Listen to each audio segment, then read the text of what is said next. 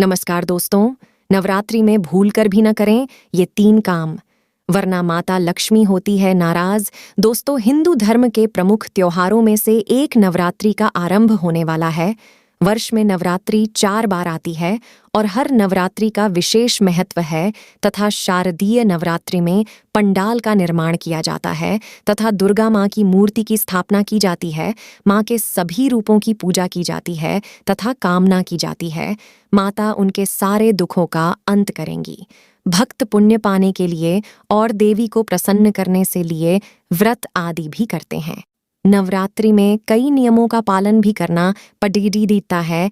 यदि इन नियमों का पालन न किया जाए तो माता नाराज भी हो सकती हैं और आपकी पूजा अर्चना का लाभ भी आपको नहीं मिलेगा। तो आइए जानते हैं कि नवरात्रि के पावन पर्व पर किन किन कार्यों को करने से बचना चाहिए ताकि हमें भक्ति का पूरा लाभ मिल सके। नवरात्रि के पहले ही दिन से माता की अखंड ज्योति अपने घर में जरूर जलाए। भले ही आप व्रत रख रहे हो या ना रख रहे हो, माता के मंदिर में घी का अखंड दीपक जरूर लगाए। अगर आप इस नवरात्रि अपने घर में माता के नाम की कलश स्थापना कर रहे हैं तो याद रखिएगा कि माता की कलश स्थापना करने के बाद माँ खुद आपके घर में विराजमान होती है। ऐसे में आप अपने घर को खाली कर या घर खाली छोड़ कर कहीं बाहर ना जाए। ऐसा करने से माँ नाराज हो सकती है। कोई न कोई एक व्यक्ति, परिवार का सदस्य माता की सेवा में घर पर रहना चाहिए। इन दिनों रोज सुबह सुबह नहाकर साफ कपड़े पहनकर पहले माँ की सच्चे मन से पूजा करे, तभी भोजन करे। जो व्यक्ति इन दिनों व्रत रखता है वो ध्यान रखे कि व्रत के समय आप दिन में ना सोए। नवरात्रि का व्रत रखने वाले किसी भी इंसान को इन 9 दिन भूल कर भी बाल नहीं काटने चाहिए, ना ही दाढ़ी बनानी चाहिए। हालांकि इन 9 दिनों में केवल मुंडन कराने के लिए बच्चों के बाल कटवा सकते हैं, वह शुभ माना जाएगा। 9 दिन तक सिर्फ सात्विक भोजन ही खाए। खाने में प्याज लहसुन ना डाले, ना ही मीट मांस या मछली खाए। जो लोग मदिरा पान करते हैं वह भी इन 9 दिन मदिरा को हाथ ना लगाए और ना ही घर में लाए।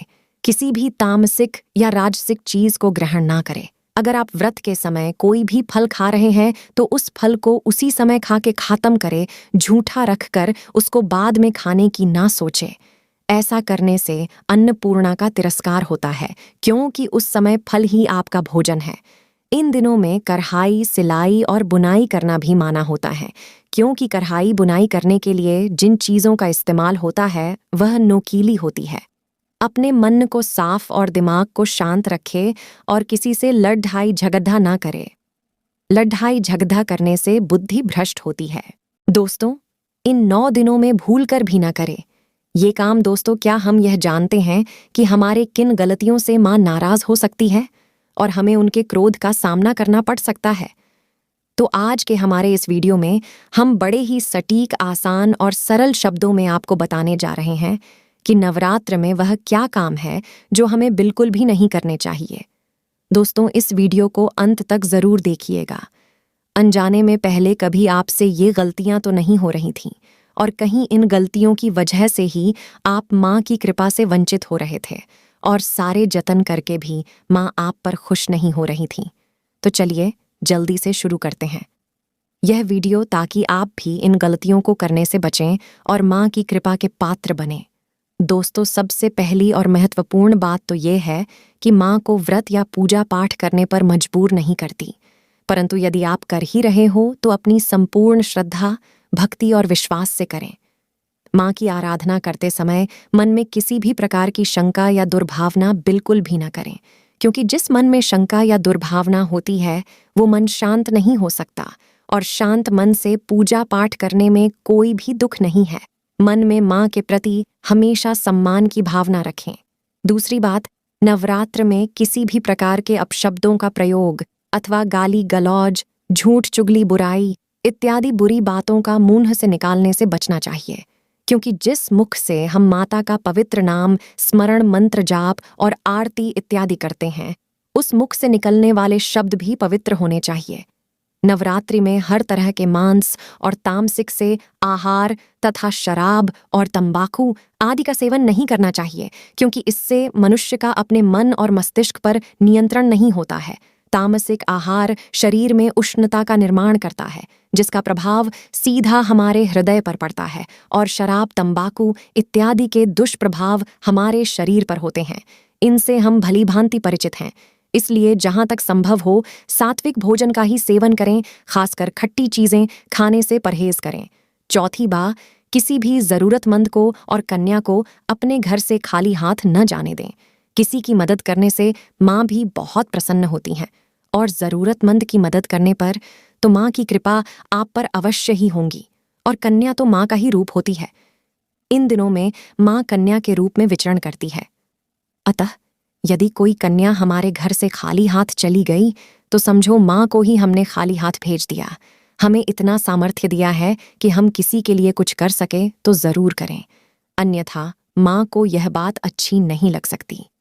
पांचवी बात, इन दिनों में बाल नहीं कटवाए, दाढ़ी न बनाए और नाखून नहीं काटे, क्योंकि बाल और नाखून को बढ़ने में हमारे शरीर की ऊर्जा का प्रयोग होता है, और इस समय उपवास आदि करने वाले लोगों को शक्ति की बहुत आवश्यकता होती है।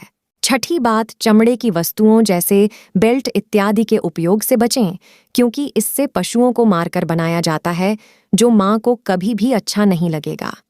सातवीं बात, अखंड दीपक को यदि घर में रखा है तो उसे छोड़कर घर को बंद करके जाना नहीं चाहिए, जो कि हमारे आस्था का और माँ के सम्मान का प्रतीक है।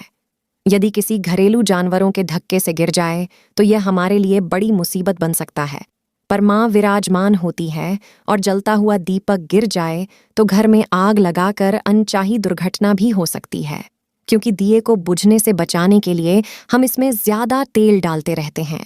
आठवीं बात, माता का नाम, स्मरण पाठ, मंत्र जाप आदि पूरी श्रद्धा और भक्ति और नियम के साथ करें।